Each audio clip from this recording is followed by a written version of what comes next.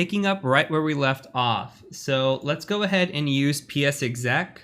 So I'm going to say use exploit Windows SMB psexec. We'll say options.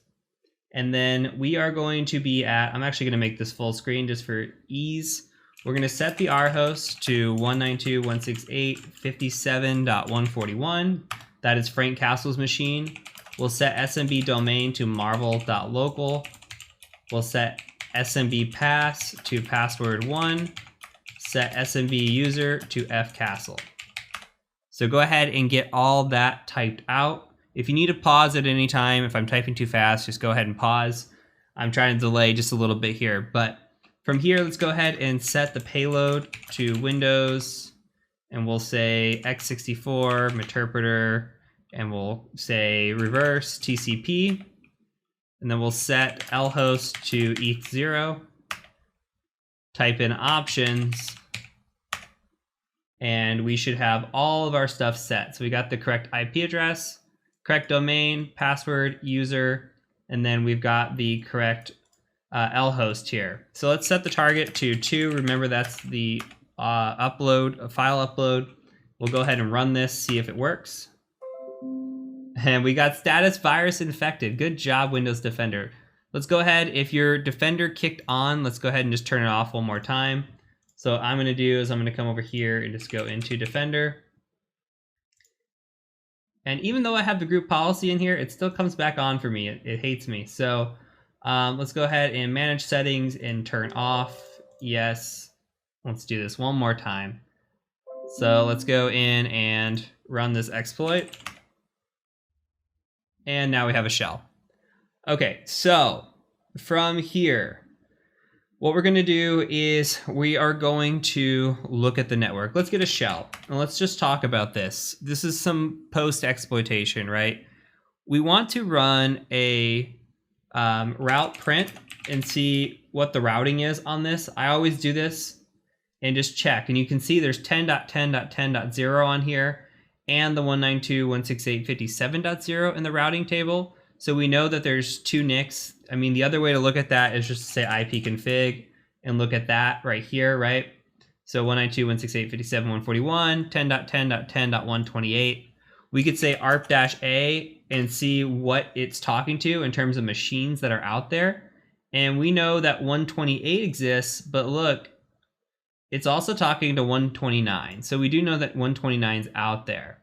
So how the heck do we make sure that we can talk to 129? Well, we're going to pivot here. And every time I say this, I think of the Friends TV show, the whole pivot scene. If you've never seen that with the couch, that's what I think about every time. Go ahead and Google that. It's pretty funny. So I'm going to go ahead and hit Control-C here and just back out.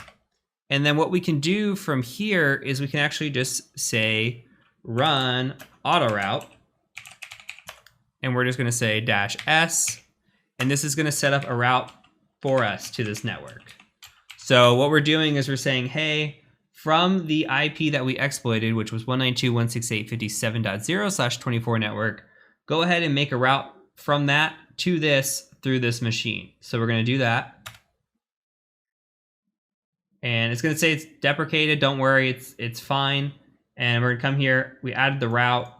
And then now we can say run autoroute.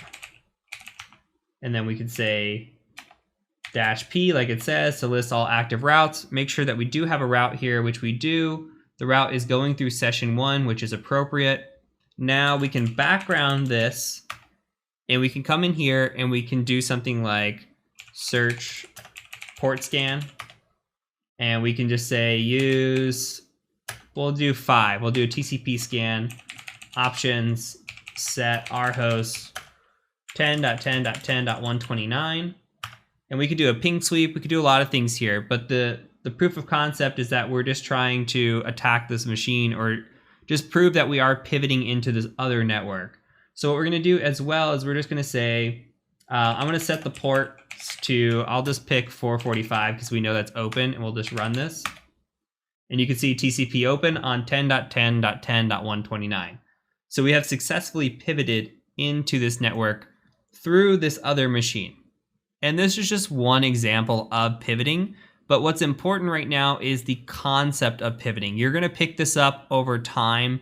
You'll learn all different kinds of tools, and you'll pick up your favorite tool that you like to use to pivot. But for now, just understanding the concept of pivoting and what it means is really important. From a practical level, you will encounter this from time to time. I would say it's not high probability, but it doesn't mean that you won't encounter it.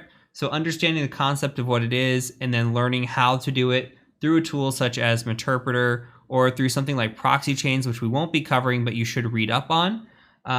It's fantastic. It's a good topic to learn about. And again, that tool is proxy chains. If you're curious, you can utilize pivoting through a few different ways, not just Metasploit, but you can use SSH pivoting as well if SSH is open on the box. And there's different tools that will do a lot of the same things. So I encourage you to read up on the topic.